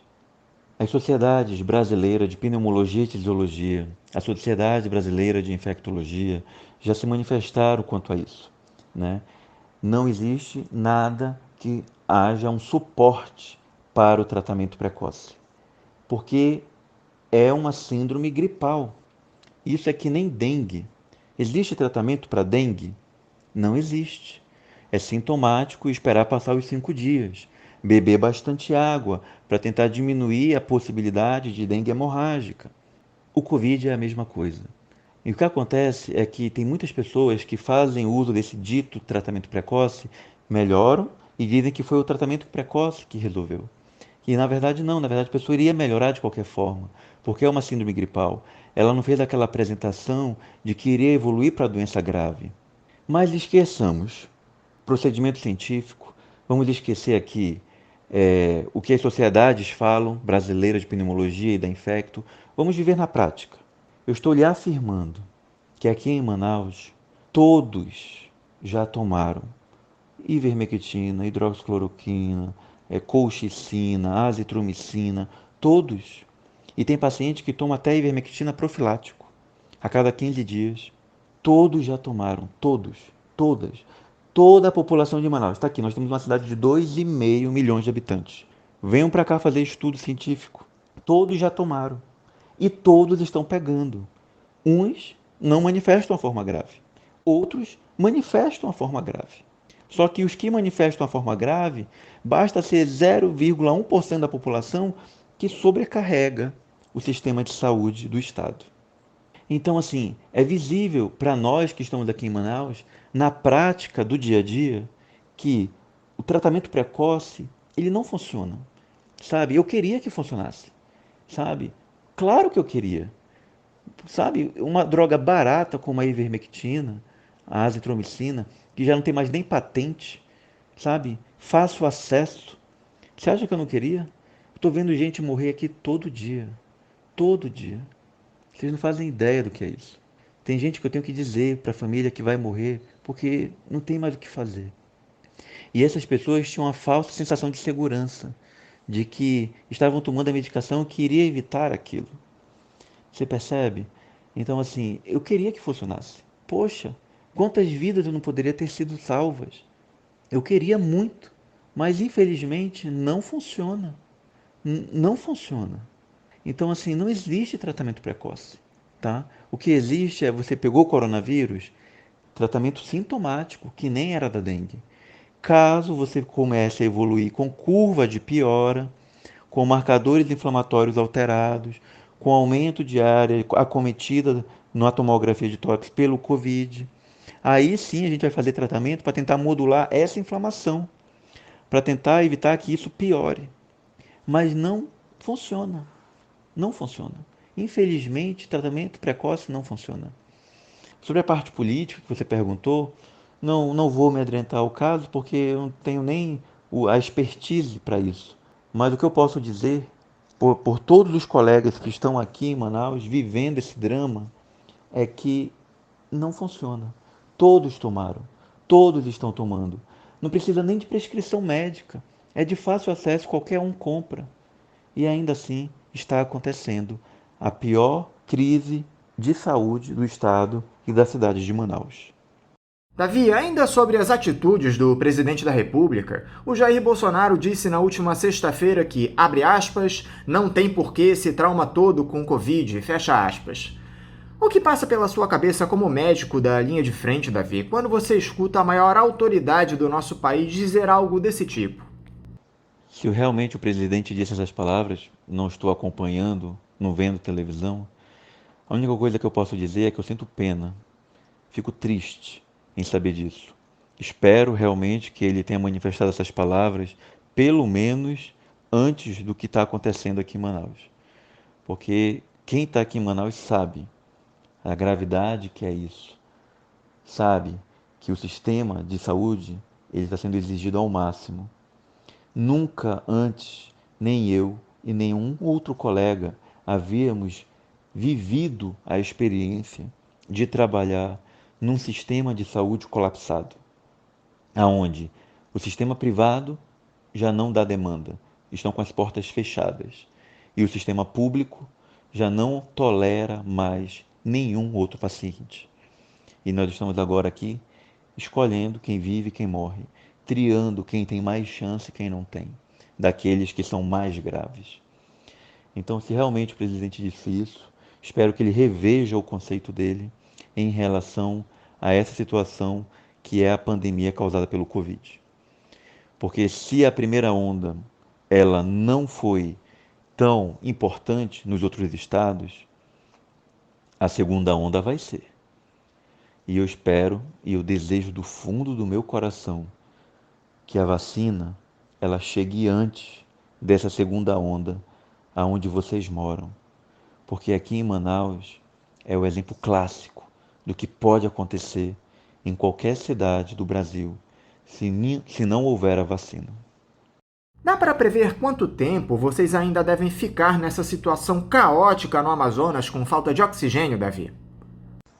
Infelizmente, a gente não tem como prever por quanto tempo a gente ainda vai ficar sofrendo por causa de oxigênio. Vários fatores dependem disso, né? O uso do oxigênio pelo paciente, então a demanda, enquanto existir, vai haver necessidade de oxigênio. O outro fator é produção de oxigênio. Requer um aumento na necessidade de produção do oxigênio. Então, as usinas que aqui existem, elas têm que aumentar a capacidade técnica para que haja a produção adequada de oxigênio. Para você ter uma ideia, enquanto isso não é possível, aqui no polo industrial de Manaus, indústrias fecharam para poder disponibilizar os seus cilindros de oxigênio para as unidades hospitalares, para as UPAs, para os SPAs. Então, muitas indústrias necessitam desse produto, do oxigênio, para funilaria, para produção de máquina, né? Para as coisas funcionarem na indústria. Então, elas fecharam para poder destinar, né, esse insumo para as unidades de saúde. Então, assim, eu não sei quanto tempo isso vai durar, mas eu só vejo um final do túnel para isso. É a vacina. Só a vacina realmente pode levar a uma diminuição da necessidade de o paciente procurar o serviço de saúde, da necessidade de o paciente precisar usar oxigênio. Então, realmente, é algo que eu espero agora que, com a vacina aprovada, de forma emergencial, nós, aqui do Amazonas, da cidade de Manaus, sejamos os primeiros a serem vacinados. Porque se isso não ocorrer, mais pessoas irão morrer. Para fechar, Davi, você acredita no sucesso dessa campanha de vacinação que deve começar essa semana no país, com todos os problemas de logística que nós temos provocados pela inação do Ministério da Saúde, com essa disputa política que nós temos entre o Jair Bolsonaro e o João Dória? Não me interessa disputa política. Nós não estamos aqui em Manaus preocupados com isso. Não me importa qual vai ser a vacina que vão mandar para cá. Mandem alguma. Pode ser aquela vacina que só tem 1% de eficácia. 1%. Não importa. Eu quero a vacina aqui. Porque eu vou conseguir salvar vidas. Tá entendendo? Então, nós precisamos da vacina. Óbvio que qualidade, eficácia, tudo isso, o sistema gestor, a autarquia Anvisa, que é uma autarquia de governo, né? Não é do presidente Jair Bolsonaro, é do governo do Brasil, ela tem que realmente priorizar os cuidados, né? Tem que priorizar a segurança, tudo bem, legal. Mas a partir do momento que ela aprova, meu amigo, manda a vacina para cá. Todo dia morre gente, todo dia. Nós precisamos da vacina. Você sabe o que é eu estar perdendo colega médico? Eu tive que assinar atestado de óbito de um colega que formou comigo na faculdade. Sabe? Professores meus estão morrendo. Outros médicos que eu já vi salvar tantas vidas. Todos nós aqui estamos cansados. Médicos, enfermeiros, fisioterapeutas, técnicos de enfermagem. A sobrecarga de trabalho sobre a gente é muito grande. Pra gente, a gente só vê uma luz no fim do túnel, é a vacina. Não importa que ela tenha 50%, 100% de eficácia, nem que ela tenha só 1%. Pelo amor de Deus, tragam essa vacina para cá. Temos que ser os primeiros a ser vacinados.